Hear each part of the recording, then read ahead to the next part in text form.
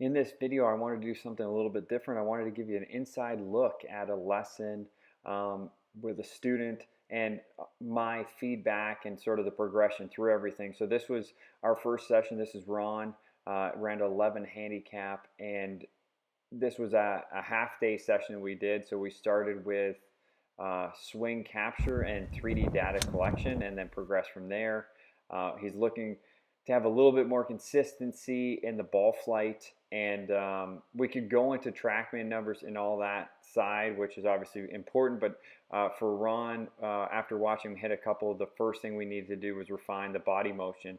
So after we got a couple on video, we captured some data, and let's sort of talk through it quickly, and I'll do my best to make it easy to understand, hopefully.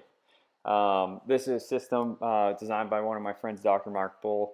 I've been lucky to spend a lot of time with him. So obviously I'm a golf coach. I'm focused on helping the player, reach his full potential. But this was just it's an important piece to get the overall movement pattern. So this is some of the graphs that I look through.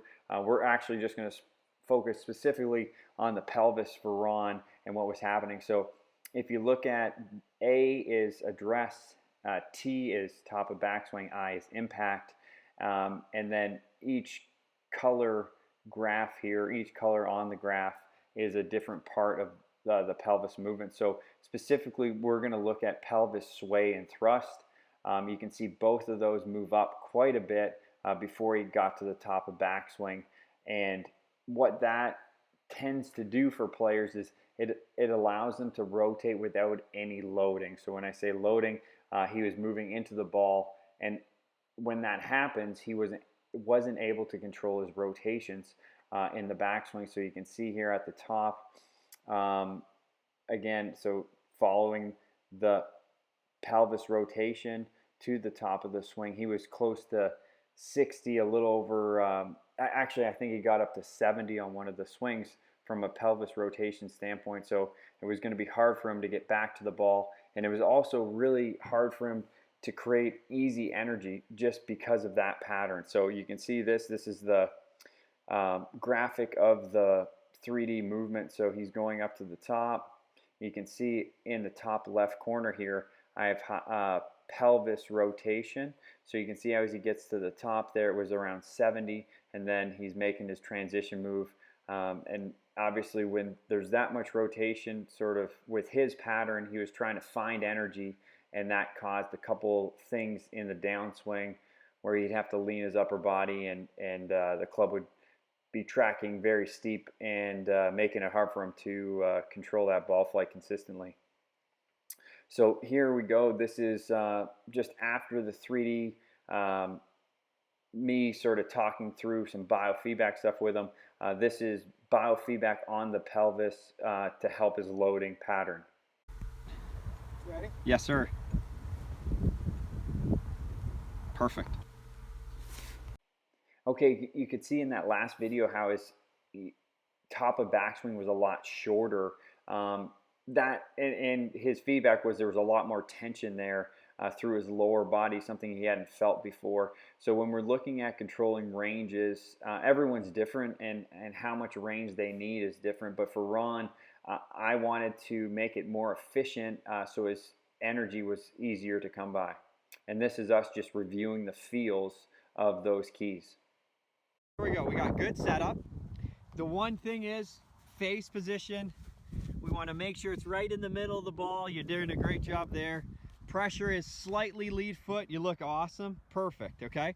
Now show me the backswing from here where you keep that noise off, where you get in that good load of that trail hip. Okay, let that lead hip drift across the ball a bit more. Good job, right there. You feel that? Yep. Okay, back to the start again. I'm just get down the line. Okay, same thing. Club's in front. Lead hip drifts across. Hand position is perfect. Amazing, okay?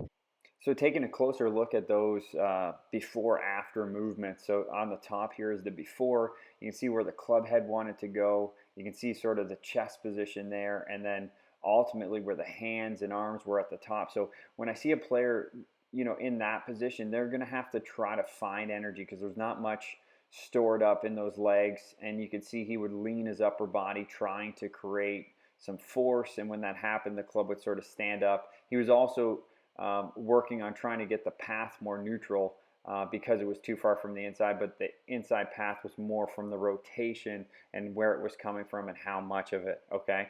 So the new now, you can see lower body's moving a lot more efficiently, hands are moving more in front just because the amount of rotation is less.